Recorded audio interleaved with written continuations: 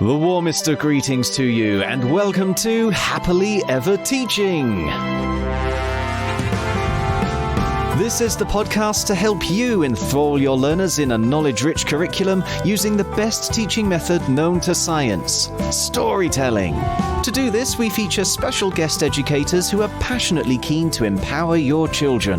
I am storyteller Chip Cahoon, and with me today is... Victoria Bono. I'm a primary teacher on the South Coast, founder of Tiny Voice Talks, and recently published author of Tiny Voices Talk. And I'm Caitlin Bracken. I'm a Year 1 teacher in Buckinghamshire. I was a speaker on Toria's podcast a little while ago, and I'm one of the contributors to her book as well. And today we are exploring what science we can teach with a beautiful Hindu myth on the nature of grief. You can listen to the story by downloading our sister podcast, Fables and Fairy Tales, or search our website, epictales.co.uk, for Grief Awareness, which should help you find the story of Yami and Yama. There you'll find a video of me telling the story that you can share with your children. And if you're an EPIC educator as of November 2022, you'll also get the story as a paperback, gorgeously and sensitively illustrated by Heather Zeta Rose, which should be with you in time for National Grief Awareness Week. Don't worry if you missed that though, as you can also order the book from any bookshop, including Amazon, and EPIC educators can access the ebook and full audiobook through the Epic Tales app. In fact, I'd like to take a quick moment to thank everyone who's signed up to be an EPIC educator so far, because by doing so, you're also supporting this podcast, so we can keep sharing these off-the-shelf lesson ideas every week. Right now, though, let's continue our discussion with Caitlin, Toria, Yami, and Yama, and let's start at the lower end of the school this time with ages 4 to 7. Where was the science connection that you found in this story, Caitlin? Well, I think there were lots of opportunities to talk about life cycles, which do come up across Key Stage 1, gently introducing the concept that creatures are born, they grow up, they grow old, and they die. And it links really nicely to looking at humans as well, because Yama and Yami are described as aging really gradually throughout that long first day. So looking at the animals first as their different life cycles, lots of different animals come up in the story, like you've mentioned how many come up in the illustrations of the story in the paper version. And children really, really like learning about animals, because a lot of children will be really quickly able to tell you what their favourite animal is, and equally be able to tell you very quickly if they don't like a certain animal. So it gives you kind of opportunities to go with what the children are interested in, whilst still following that sort of prescribed topic. And then in learning about humans, you know, children can compare what they're like now to when they were younger. I did a really nice activity with my class a little while ago. They looked at themselves and themselves as a baby, but then they also looked at their parents and their parents as children or babies, and making those kind of longer ranging comparisons. And even, you know, really young children are able to say, well, this is the same and this is different. And that skill, it's a science skill, but it also ties into various different areas of the curriculum as well. So it's a really useful skill to develop. So comparisons of both the creatures and the life cycles, I guess. Yeah, I guess how they change over time. And you got some of those built into the story as well with the, there is a word for it, isn't it? Creatures that come out during the day and creatures that come out during the night. Nocturnal and diurnal creatures. Diurnal, that's the one I always forget. Nocturnal's easy. Diurnal's not so easy. But yes, you can look at those sorts of comparisons. And you've got animals in there from all over the world, like the kiwi. Yes, you can tie that into areas of geography as well, how different animals survive in different places. Yeah, fantastic. Oh, very rich resource then. How would you go about it then? So once you've brought out the connection of life cycles, is there anything that you would get your children to create? You know, when you're doing life cycles, there's lots of opportunities for bigger pieces of work than just what goes in a book. That kind of collaboration, children drawing the different stages and potentially working together to do that rather than doing it on their own. So they have something that they could teach the class about a different animal's life cycle, potentially. So whether splitting the class into groups and having each group have an animal from somewhere different, so that everybody has something kind of unique to share and people aren't just presenting like the same information over and over again. You know, children could get quite into that and quite excited by the concept of being sort of the expert and being able to teach their peers about what they've learned.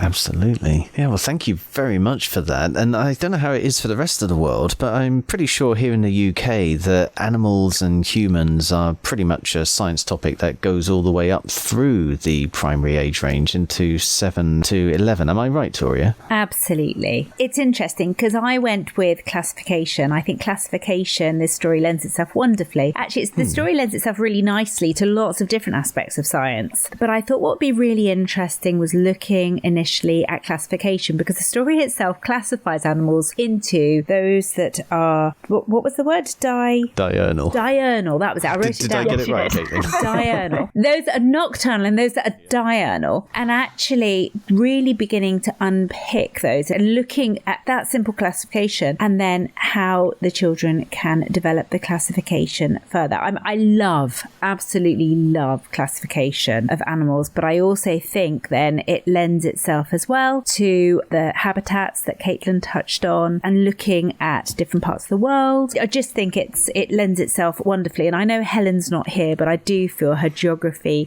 let's have a map at this point is screaming. Helen loves a map. And I do feel that she would be bringing the maps out now and drawing animals onto the map. But classification was initially, that's what I thought. But then if we look at science for upper key stage 2, it's very, very much about the Earth, the solar system, and using the idea of the Earth's rotation to explain day and night and the apparent movement of the sun across the sky. And I thought, wow, this is amazing, because this story lends itself wonderfully to actually unpicking all of that. Of course, yeah. Because it's very much just from when they say, right, well, sun, you hide down there and moon, you come up. And actually that then creates the night. But it's not quite as simplistic as that, because actually when the sun goes down there, it's then light on another part of the world. And actually at that point, my brain instantly pings into other things. So when the sun was up there, what shape was the world? Because actually if the sun was up there, then part of the world would have been in dark the entire time. And yes, yeah. that would have been night all the time. But my brain sort of went off on a tangent, but as it always does, it just lends itself wonderfully well. And I think looking at the planets, looking at the Earth, looking at the rotation, looking at how we are day, how we are night, and then lending itself, again, going back to habitats, looking at the equator, where the sun actually is focused more on parts of the planet and it's hotter. And then you've got the colder parts, which animals live on near the equator, which animals live in the Antarctic. I think it all depends on what you want to do, but potentially this story lends itself to all sorts of topics in science. My ones that I would be picking really for lower key stage 2, it would be classification and looking at living things and grouping them in a variety of ways. And upper key stage 2, it would be absolutely about the solar system and the sun, the moon, and all of that. That's fantastic. That links really neatly into the Herbert's War story that we were talking about just a couple of weeks ago for science, because I think it was Nicola who picked up then that while a soldier was lying in the middle of no man's land, one of the ways he'd get a sense of direction is by looking up at the stars. Yes. And one of the ways you can work out, certainly at the early part of the night, which direction is west, is by looking at the moon, because the light on the moon will always be pointing towards where the sun is, and the sun will have just set in the west. And then as you're waking up in the morning, the moon will be pointing in the east, assuming that it's not a new moon, of course. So that, sort of using the night sky to help give you a sense of direction. And all of that works because of the rotation of the Earth and the rotation of the moon and things like that. So yeah, throughout the month of November, you've got 2 beautiful stories for covering those topics, which is fantastic. That's all we have time for in this episode, folks, and indeed this week. If you'd like to talk to us about anything you've heard in this podcast, or if there's a subject you are soon to teach that you'd like us to cover, you can find us on social media using @TeachHappily, or leave us a review using your favourite podcast app. Please also share this podcast with your colleagues and help us start a story-led revolution in classrooms around the world, so children everywhere can enjoy knowledge-rich learning in a way way that's effective, memorable, and enjoyable all at the same time.